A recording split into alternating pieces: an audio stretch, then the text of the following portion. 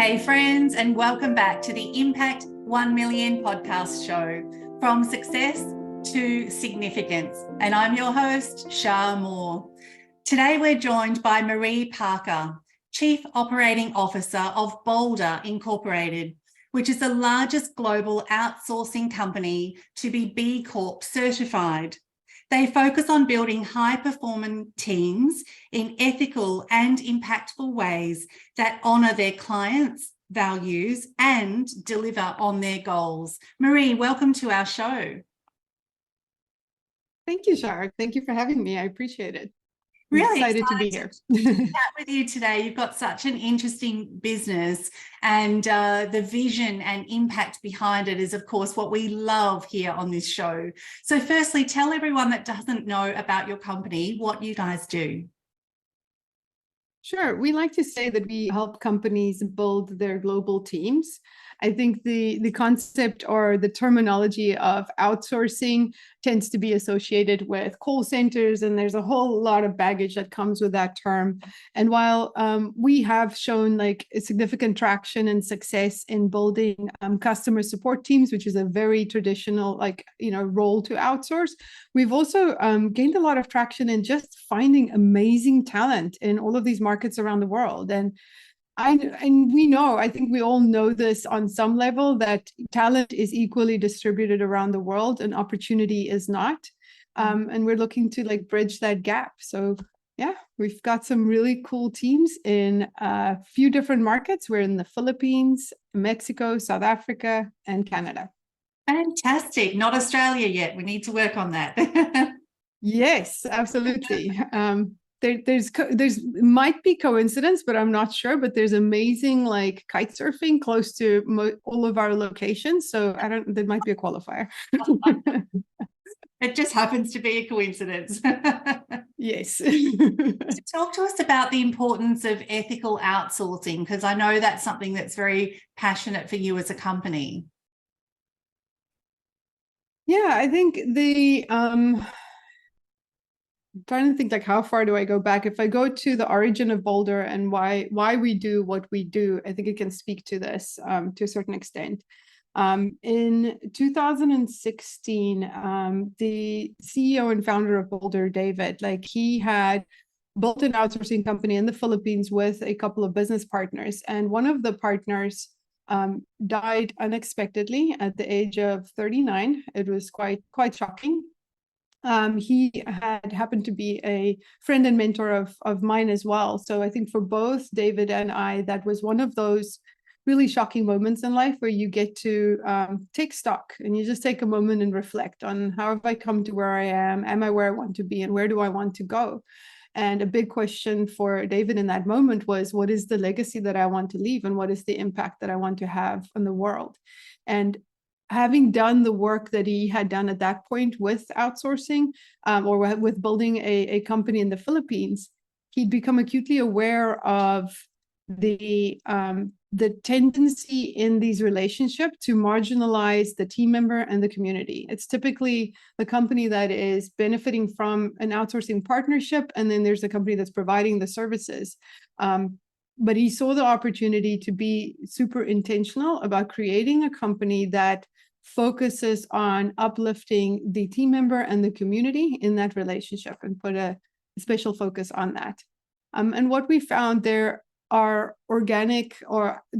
real business benefits from doing this. It's not all just about, yes, you should do the right thing for the right reason. At the end of the day, we know that companies are going to make decisions based on performance, based on retention of team members, and based on the quality of your service. And it is possible to have it all. So why not? Why not? I love that. I love that so much. And, there's a few points there that I'd love to dig into. For our friends listening, have you ever faced a moment where something and something's happened around you, a life event, and it's really shaken you up. And it's sometimes we get, Marie, what are your thoughts on this? We sometimes get a bit complacent, if I can dare say, with our life, and just going through the motions like sort of a rat on a wheel, and all of a sudden something will happen and it shakes us, and it's like, hang on a minute, I'm letting my life just kind of roll past me.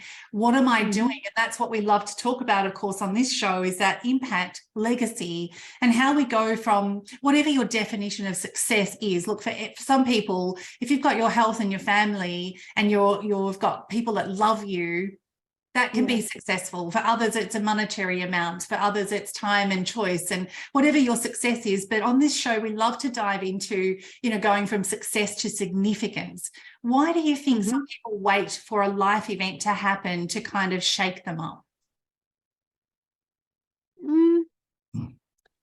I think that some of it's just our fundamental programming as mammals. If you go back to that simplicity, it's familiarity and comfort, and it's easy to just get stuck and feel when things stay the same, you feel safe. So I think that there is some inherent sense of safety in not pushing the boundaries. And when we have these big life events, it definitely presents us with an opportunity. I often speak of, especially, I'm not a scientist in this at all. I'm not a professional, but in my layman's research and observing the people in my, my immediate circle and community, I've noticed that there might be a connection between what people tend to call a midlife crisis and some of these major life events. And they tend to be timing wise around when a lot of us, unfortunately, will lose our parents. Yes. Right. And for me, even my dad passed away in 2019, and it was a huge, huge, huge shift for me in my life. And somebody, a teacher of mine at the time, used this terminology that stuck with me to this day about how we tend to design our lives in compliance or defiance to our parents.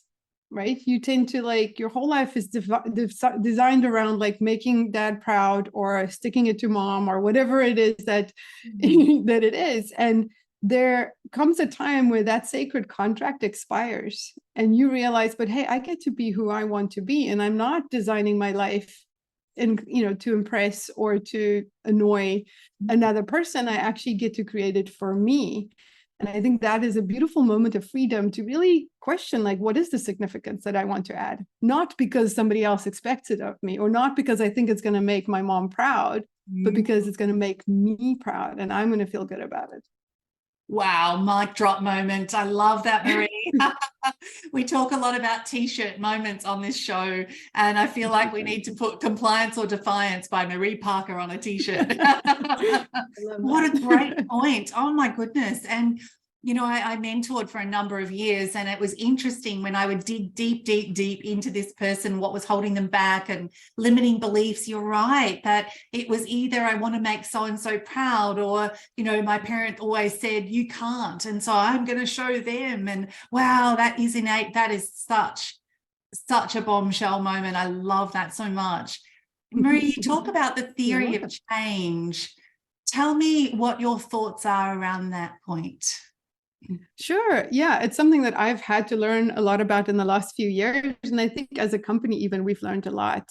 We were blessed with a leader that joined us for a period that really pushed us to think beyond the obvious, if I go back a second and say, we want to do well and do good in the community. We started off very well intentioned when we built the company, saying community project is going to be a part of, we're going to dedicate a part of our funds to that. And we're going to have our team members elect what are the causes we want to invest in, and we want our team members involved.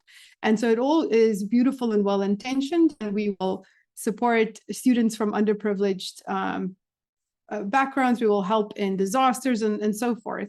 And we had a leader come in and say, hey, if you don't integrate the impact that you're looking to have on these communities into your business model, you're putting it at risk. There's always going to be the risk that under some circumstance that can be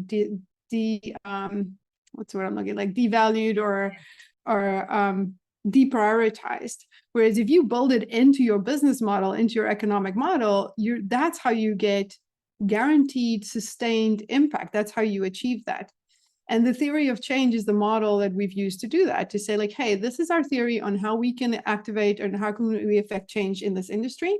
And we're going to double down on this. And it's actually part of our economic model. It's not this whole separate thing.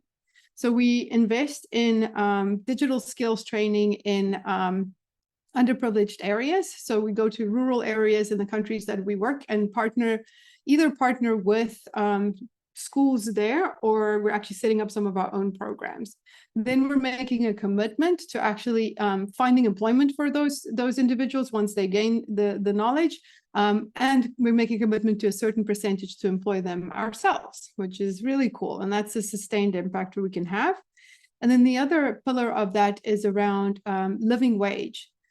It's, in the US or in the developed economies, it's pretty easy to go online and find out what a living wage is in any city or province. In these developing countries, it doesn't exist yet.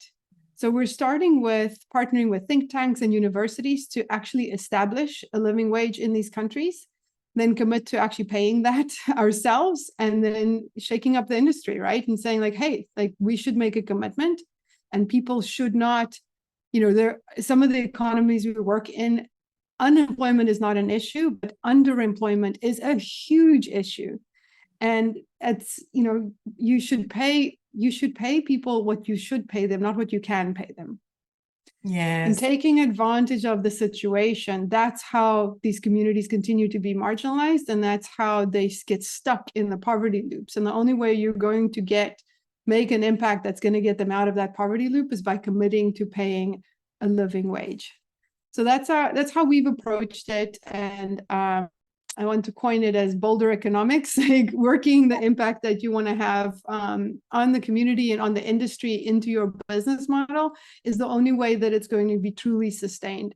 The other stuff feels good, it's still valuable, but I still think it's at risk if you don't integrate it. Marie, that's such a great point. I love that so much. It does. I think it's going to be a wake-up call for a lot of people listening. I had a lady on my TV show last year, The Girlfriend Hour, and she's in the sanitary items space, and she basically raises funds and provides sanitary pads to women and girls that literally are stuffing anything else they can but that. And, she said something that stuck with me still till this day. She said, the standard you walk past is the standard you accept.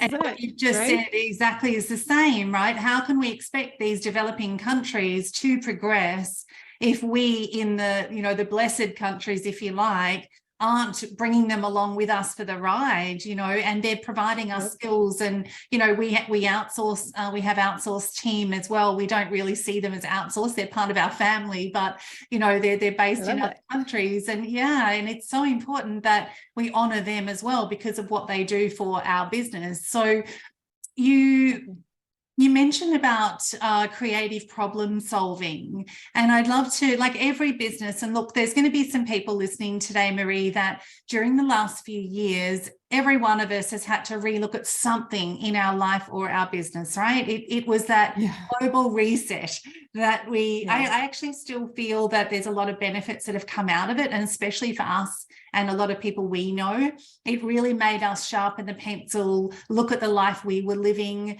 were we just waiting and waiting and waiting for things to be perfect? And when that happened for us, we made some big, bold decisions. One of them was to finally do my TV talk show that I'd talked about for 10 years. And I'm like, I'll do that one day. And then when the world changed, I'm like, well, when is that day going to be? Because I'm not in control of that situation. I'm just going to do it. And we did. And it was so successful. And the second thing was to launch the biggest project I've ever worked on, which is a global coffee table, beautifully curated book, and to bring in 100 thought leaders from around the world with their visions, with their impact, with their legacies, and share that. And so I've literally stopped all my other projects to work on this book. It launches in New York in 2024. And I thought, for that shake up to happen to me, I wonder what did that bring up for you as a company or personally? I'd love to hear about that. COVID, like the pandemic Yeah. specifically. Oh boy. Well, just everything that Well, happened in life and business at that time. Like, what was the shock? yeah, no, I say oh boy because I think I've lived out maybe a little bit of a stereotypical midlife shift. I'm not going to call it a crisis. I refuse.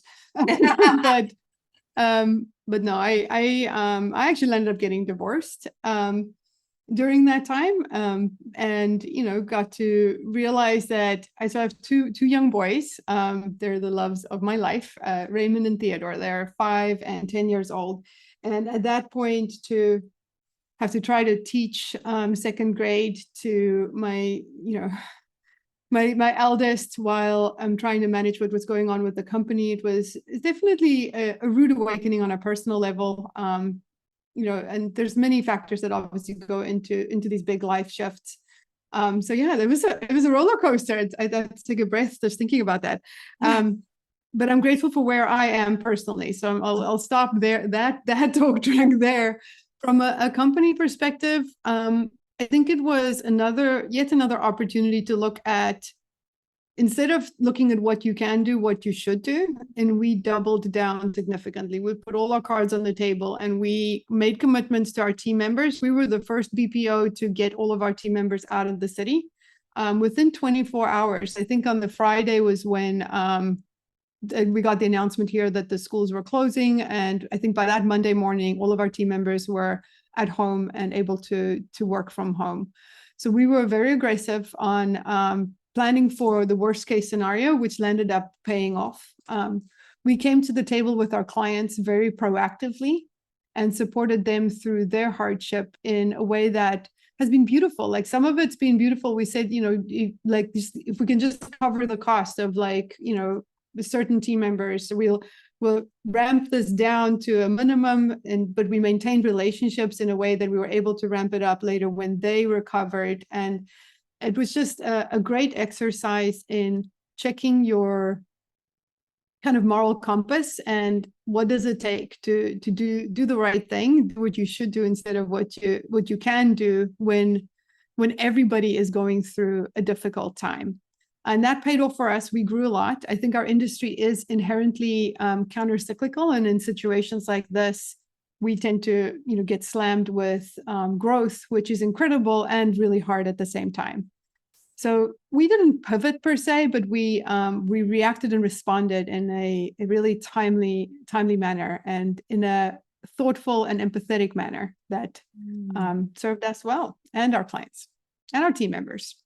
We were also, I think, one of the first or the only ones to give our team members, time off, like to get the vaccine. And we established, very quickly established a policy around creating space for people to heal, to support their loved ones, and to get access to medication and the support that they needed.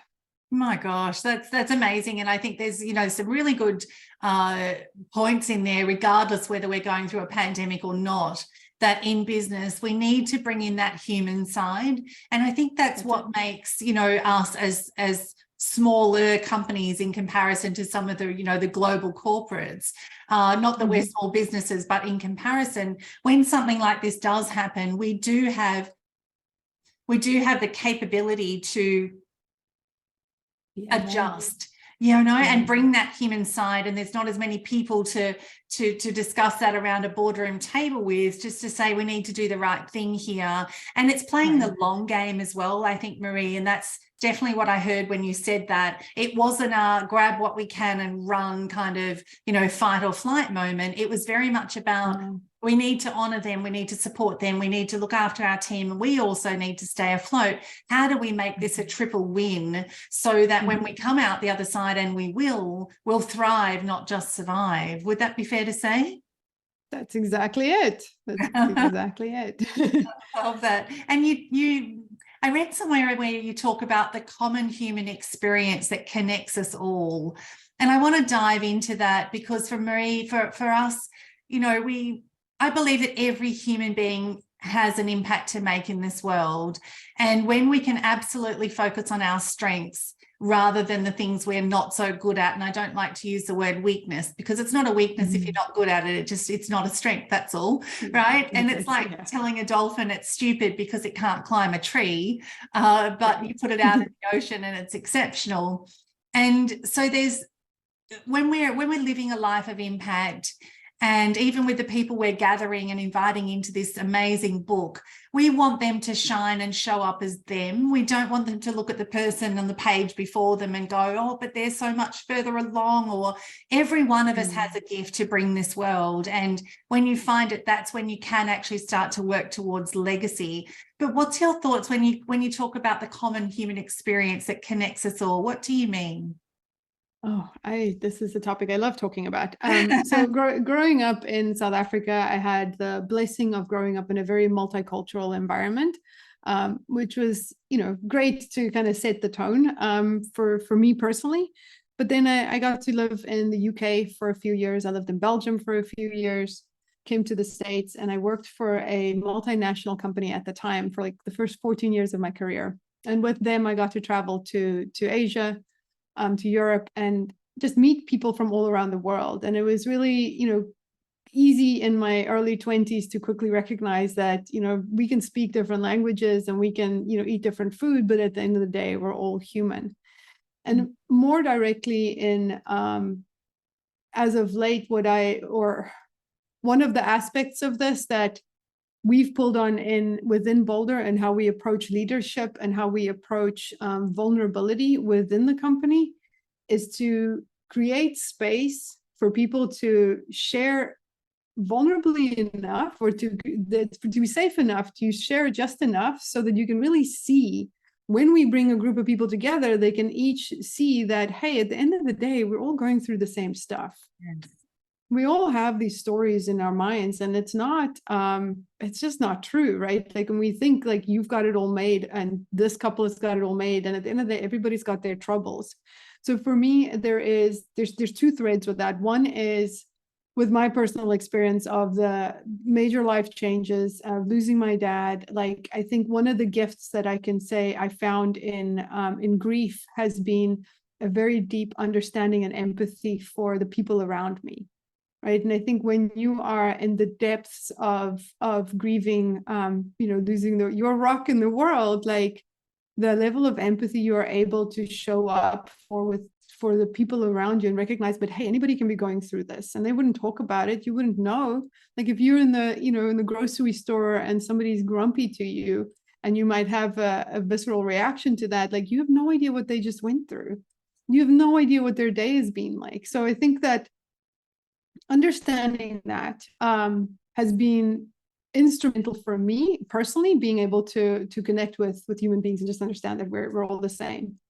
As a company and as a leader, what we have done very intentionally is when we bring groups together, we create space for intentional conversations where we really invite vulnerability into the conversation. And people can get quite uncomfortable at first, but as they share, you can see it unlock as you go around the room. You can see how people connect across cultures, across like levels in management, across age groups, across whatever demographic could have divided them. It just makes it all go away. And you see that everybody goes through grief. Everybody goes through loss. We all go through trauma. We all have our little bag of garbage that we picked up on our way on the soul's journey. And, when you recognize that, you can just have some empathy and get on with it, right? Get on with being your own brilliant self, and don't worry too much about where everybody else is at. Oh, there's so much I love about that. It's exactly the way I think. And the moment that you compare, friends, if you're listening to this, Marie's words are spot on. The moment that you compare yourself to anyone else, you have immediately put them on a pedestal. But what have you done to yourself? You've just put yourself down. And that needs to stop here today, right now, as you listen to this. Do not do that. Everyone, right? Everyone that we see on Facebook or social media, as I sometimes can call it, they are all going through their own things, and we cannot just look at that picture perfect airbrush moment and judge their life and know what's truly going on behind the scenes, because every one of us is a soul having a human experience, and every day we can all be faced with something. Some of us may just know how to polish up a bit better and brave and soldier on, but we also have moments where, as leaders, I love Brene Brown. Like, I adore her so much, and I love her talk around vulnerability. And I believe that for many years, Marie, I've always shared on Facebook that I love that you call it that. well, look, it is a great platform, and I think there are a lot more people showing up real. However, there is still this perception of this is how I need to look and be, even not me. I think if we ditch that and show up as us, good, bad, and otherwise, and I've shown up for many years, and when the wheels have fallen off and I've thrown all the toys out of my pram and it's just I'm having one of those days, I share that. Because I think as leaders, Marie, don't you agree that the more vulnerable we are and open and authentic, the more easy it is for others to connect with us, because they go, wow, she is human behind that, that big hair. And to, it allows them to realize they're not alone, and we are most importantly, we are all equal. Absolutely, 100%. Actually, the first time I had the privilege of talking at a conference, that was exactly what I talked about. Is about how, as leaders, do you find that space to just take up just enough space to create space for your team? And it can be really difficult. And I think even in parenthood and in leadership, there's a lot of similarities between the two. And with both of them, you can feel this burden of responsibility to be strong and to be, stable and have this foundation. And I, recognize this early on in my journey with parenthood, like the energy that you show up with is the energy that you get. So if you come into the situation with everything's fine, then your children are going to be fine. And I think that can get toxic, right? Because at a certain point, you're like, but I need to model to my children and to my colleagues and to my friends, I need to be model just enough vulnerability so that they can see exactly that we're all human beings going through this experience. We're all just on this speck of dirt rolling through space, doing the same thing. And when you create space, that's exactly it. You normalize it and you create access for conversation. And I actually want to press leaders specifically to take it a step further. It's not only do you lead by example, by taking care of your own mental health, by sharing just enough so that others feel safe to share, but then take it one step further and to get curious about the barriers of entry for those around you.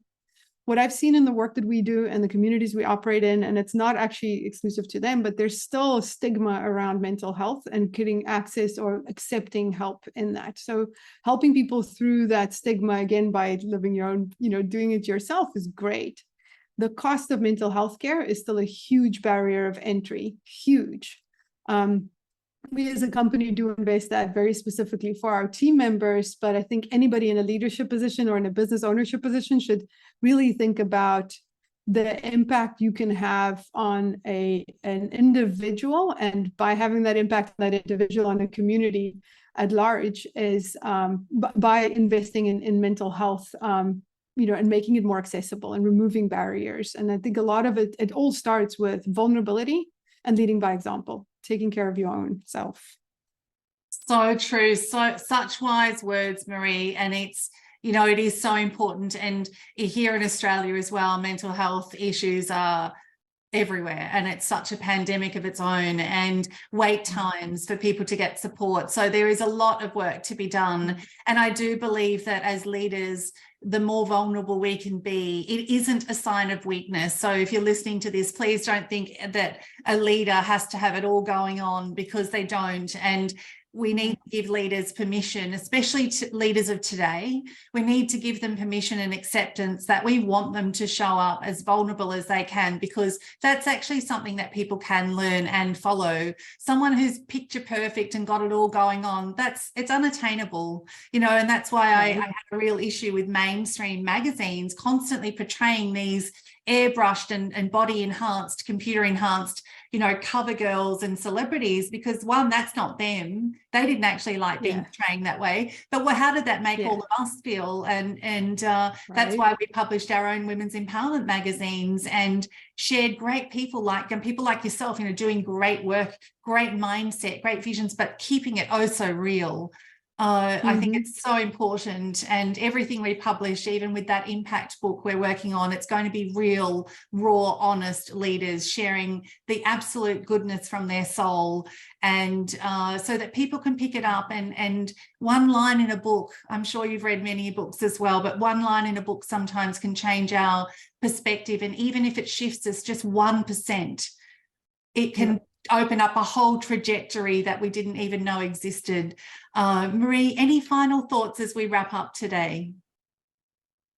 Oh, wow. I just want to say thank you. Thank you for taking the time and for inviting me to be here today. It's great to connect with you and with your audience here. If you're curious about ethical outsourcing, please reach out to us. I think that some of the details will be provided, but you can find us at www.bolderimpact.com. Love it. Marie, thank you so much for your time. I really appreciate it. Thank you, Shar. Thank you.